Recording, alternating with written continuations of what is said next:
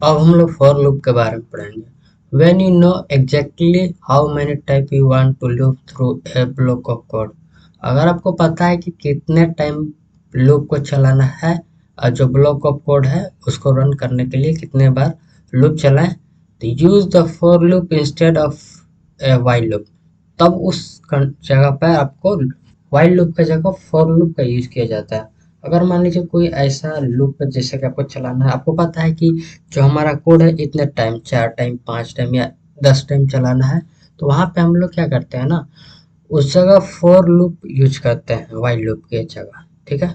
Syntax है इसका, for लिखते हैं और पैरेंथेसिस शुरू करते हैं और बंद करते हैं। उसके अंदर 3 स्टेटमेंट देते हैं। स्टेटमेंट 1 लिखकर फिर सेमीकोलन देंगे, स्टेटमेंट 2 फिर सेमीकोलन, स्टेटमेंट 3 लिखेंगे। ठीक है। फिर कर्ली ब्रेसेस शुरू करेंगे, उसके अंदर कोड लिखेंगे, फिर कर्ली ब्रेसेस को बंद कर देंगे। ठीक है। ये इसका सिंटेक्स हो गया। अब जानते हैं स्टेटमेंट में क्या लिखते हैं। Statement 1 is executed 1 time before the execution of the code. Statement 1 क्या करता है कि ये आपका अंदर जो भी कोड लिखा रहता है उसको रन होने से पहले स्टेटमेंट 1 एक बार ही चलता है। ठीक है। Statement 2 define the condition for executing the code block. Statement 2 में हम लोग कंडीशन देते हैं कि किस, अगर ये कंडीशन ट्रू होगा तब इसके अंदर का कोड चलेगा। ठीक है। Statement 3 is executed every time after the code block has been executed. Statement 3 होता है, क्या होता है कि जब आपका कोड ब्लॉक, जो भी आप कोड लिखे रहते हैं, जब वो खत्म होता है तो लास्ट में स्टेटमेंट 3 चलता है। स्टेटमेंट 1 क्या करता है, कोड चलने से पहले शुरुआत में एक ही बार चलेगा। स्टेटमेंट 2 क्या करेगा, कंडीशन चेक करेगा, कंडीशन ट्रू है तब ये कोड को चलाएगा। स्टेटमेंट 3 क्या करता है, जब हम आपने जो भी कोड लिखा है वो अगर खत्म हो जाएगा तब स्टेटमेंट 3 चलता है। एक एग्जांपल देख लीजिए।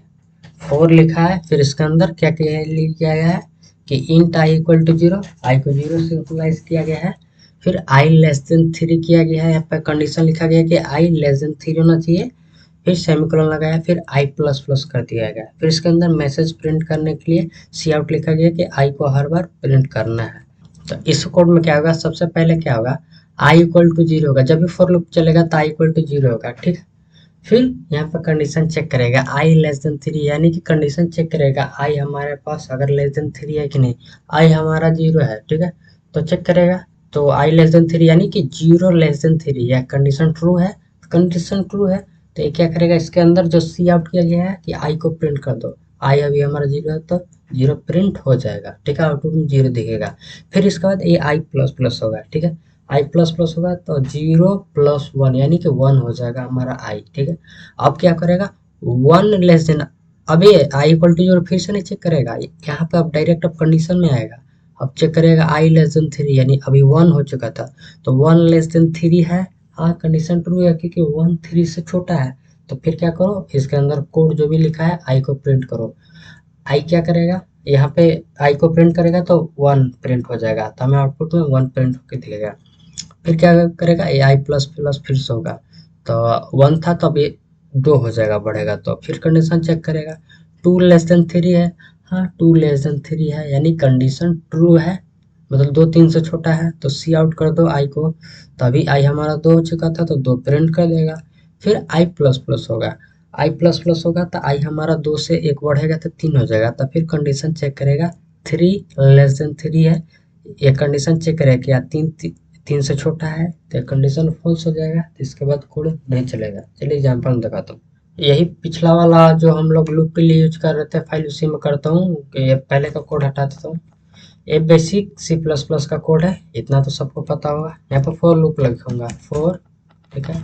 फिर इंट आई इक्वल टू 0 करूँगा। ठीक है। फिर इसके बाद आई लेस देन 3 करूँगा। फिर क्या करूँगा, आई प्लस प्लस। ठीक है। ये जो मैंने कोड समझाया ना उसी को बस यहाँ पे प्रिंट कर रहा हूँ, सी आउट कर दूंगा और आई को प्रिंट कर दूंगा। ठीक है। लास्ट में इंडेल लगा दूंगा नया लाइन के लिए, सेव करूंगा और रन करूंगा। फॉर लूप में भी मैं ये समझाया था आपको। तो क्या 0 1 2 आउटपुट आ गया। हर बार जब मैं आई प्रिंट कर रहा हूँ इसका जगह आप अपना नाम भी प्रिंट कर सकते हैं। आई को हटाता हूँ, इसका जगह नाम या कुछ भी प्रिंट करना चाहते हैं, हेलो। ठीक है। सेव करूंगा और रन करूंगा तो 3 बार हेलो आ जाएगा। अगर इसमें आई को भी प्रिंट करना है तो इंसर्शन ऑपरेटर फिर आई लिखूंगा और हेलो के बाद एक स्पेस दे देता हूँ, सेव करूंगा और रन करूंगा तो आई भी हमें प्रिंट होते हुए दिखाई देगा। अगर मुझे क्या करना है, जैसे कि ये आई प्रिंट कर रहा था, आई बराबर 0 1 2 आ रहा है, अगर आई को एक एक ना बढ़ाकर दो दो बढ़ाए, तीन तीन बढ़ाए, तो इसके लिए क्या करेंगे, यहाँ पर आई इक्वल टू क्या करेंगे, I equal to I plus 2 करूंगा ना, तो आई इस बार दो दो बढ़ेगा, ठीक है। 0 2 ये क्या हुआ, कंडीशन 3 था ना, तो 3 से पार नहीं हो रहा था, 2 ही बार रन होगा।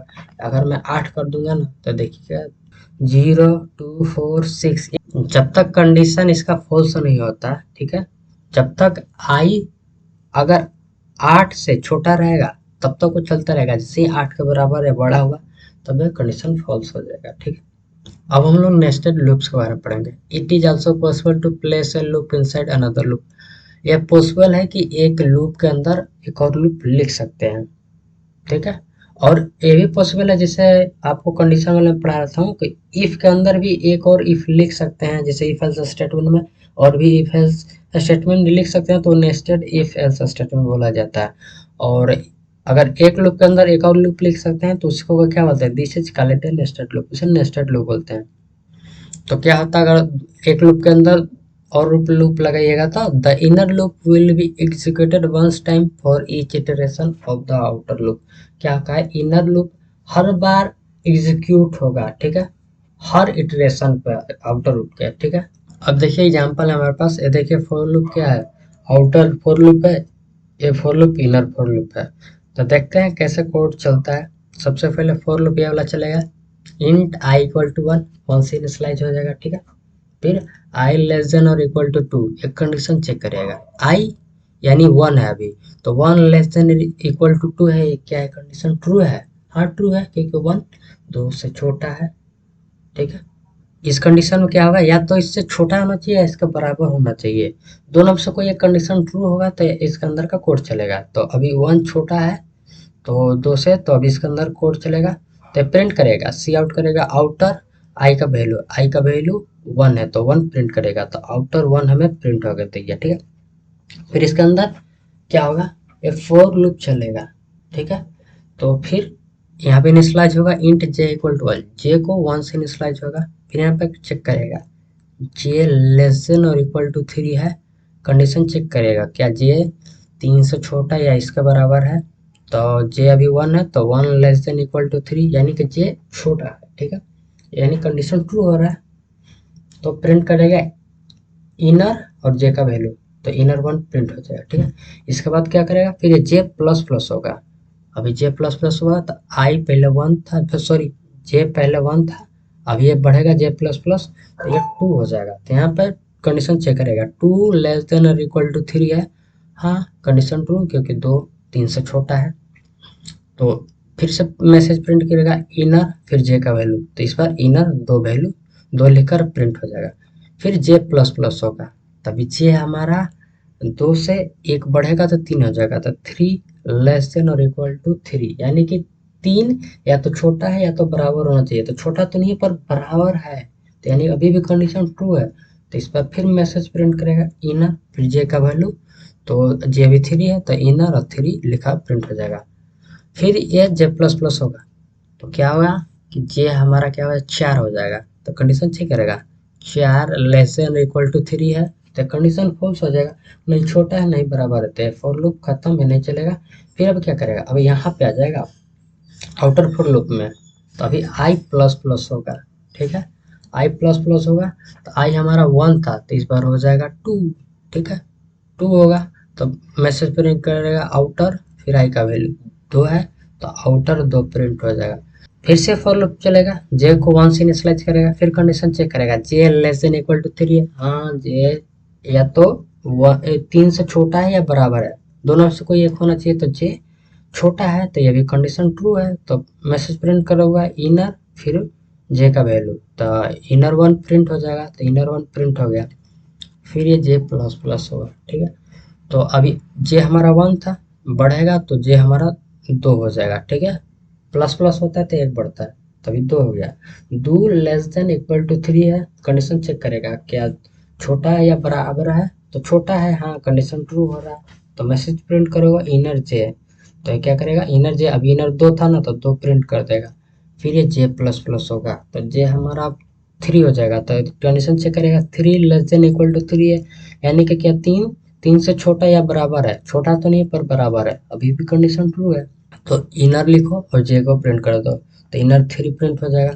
फिर ये जे प्लस प्लस हो जाएगा, जे हमारा 3 सब 4 हो जाएगा, तो चेक करेगा 4 लेस देन इक्वल टू 3 है, क्या कंडीशन ट्रू हो रहा है, नहीं ना छोटा है ना बराबर, तो कंडीशन फॉल्स हो जाएगा। ठीक है, फिर इसके बाद क्या होगा, फिर ये आई प्लस प्लस पर जाएगा। ठीक है, आउटर हमारा 2 हो चुका था तो फिर हमारा बढ़ेगा, तो आई प्लस प्लस जो होगा तो 2 प्लस 1 3 हो जाएगा, तो यहाँ पर कंडीशन चेक करेगा 3 लेस देन और इक्वल टू 2 है, कंडीशन चेक करेगा क्या छोटा या बराबर है 3 2 से, तो ये कंडीशन फॉल्स हो जाएगा, इसके बाद फॉर लूप नहीं चलेगा। ठीक है, तब तक हमें प्रिंट करके दिखा देगा। चलिए अब इसको एग्जाम्पल में देख लेते हैं। इसको हटाया, एक फॉर लूप लिखा।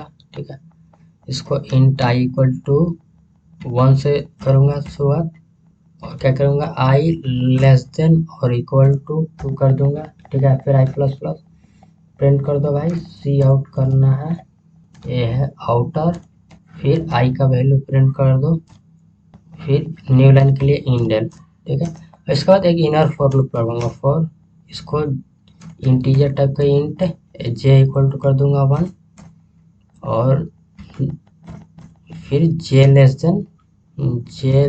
देन और इक्वल टू कर दूंगा 3, फिर इसके बाद जे प्लस प्लस।